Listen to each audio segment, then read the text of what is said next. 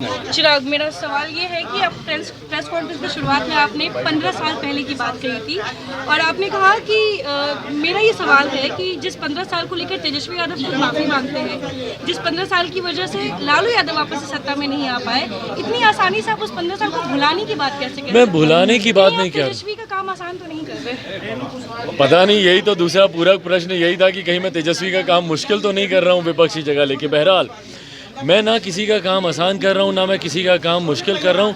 मैं प्रेजेंट में जीने का प्रयास कर रहा हूँ। आज के जो ज्वलन मुद्दे हैं, आज के जो इश्यूज़ हैं, अगर हम इतिहास में ही जीते रहेंगे तो हम भविष्य की ओर कभी बढ़ ही नहीं पाएंगे। इतिहास में कोई ऐसा शायद ही दल या नेता होगा जिसके द्वारा कोई गलती या कोई चूक नहीं हुई होगी। जिस संपूर्ण क्रांति का नारा जयप्रकाश जी ने दिया था, वो कांग्रेस की सत्ता को उखाड़ फेंकने के लिए दिया था। पर मुझे बताइए, कौन सा ऐसा दल है और कौन से ऐसे जेपी के अनुयायी हैं जिन्होंने उसी कांग्रेस के साथ मिलकर सरकार ना चलाई हो? मौजूदा मुख्यमंत्री नीतीश कुमार जी खुद महागठबंधन का हिस्सा रहे, लालू जी खुद उसका हिस्सा हैं, और ये सब जेपी के अनुयायी हैं जिन्होंने संपूर्ण क्रांति का नारा दिया था यहीं पटना के गांधी मैदान में। तो पर हकीकत ये है कि आप इतिहास को अगर पकड़ के बैठे रहेंगे, ये वही कांग्रेस है जिसको फिर 10 साल का मौका दिया इमरजेंसी लगने के बाद जनता ने।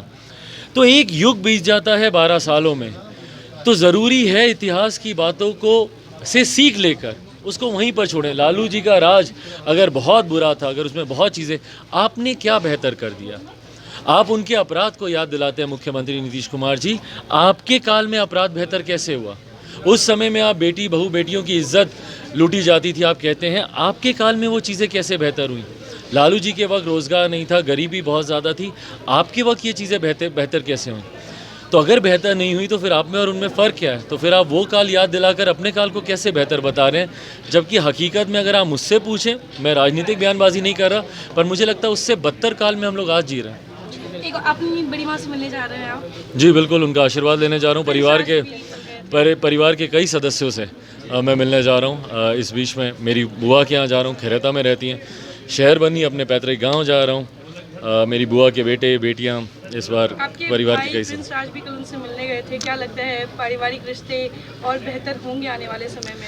देखिए, मैं भविष्य वक्ता नहीं हूँ, मैं भविष्य के बारे में कुछ नहीं कह सकता, बट हाँ, परिवार में मेल जोल होना चाहिए। हाल फिलहाल के दिनों में जिस तरीके से हुआ, उससे मरमाहा ज़रूर हूँ, दुखी ज़रूर हूँ। पापा हमेशा चाहते थे कि सब एक। मेरी बुआ के बेटे बेटियाँ, इस बार परिवार के कई सदस्य। राज भी कल उनसे मिलने गए थे, क्या लगता है पारिवारिक रिश्ते और बेहतर होंगे आने वाले समय में? देखिए, मैं भविष्य वक्ता नहीं हूँ, मैं भविष्य के बारे में कुछ नहीं कह सकता, बट हाँ, परिवार में मेल जोल होना चाहिए। हाल फिलहाल के दिनों में जिस तरीके से हुआ, उससे मरमाहा ज़रूर हूँ, दुखी ज़रूर हूँ। पापा हमेशा चाहते थे कि सब एक साथ रहें, एकजुट रहें। उनके नहीं रहने के बाद मैं अपनी तरफ से प्रयास कर रहा हूँ। मेरी मम्मी आई हुई हैं, वो भी हर एक जगह जा रही हैं। पापा के बाद पहली बार हर एक जगह उनका जाने का एक कार्यक्रम हो रहा है, सारी जगह वो भी जा रही हैं। हमेशा उन्होंने परिवार को एकजुट रखने का प्रयास मेरी मदर के द्वारा भी हमेशा हुआ। पापा भी यही चाहते थे, तो उन्हीं से सीखते हुए मैं भी प्रयास कर रहा हूँ कि पार्टी, बिहार और परिवार सबको एक साथ लेकर चलूँ। बहुत बहुत थैंक यू।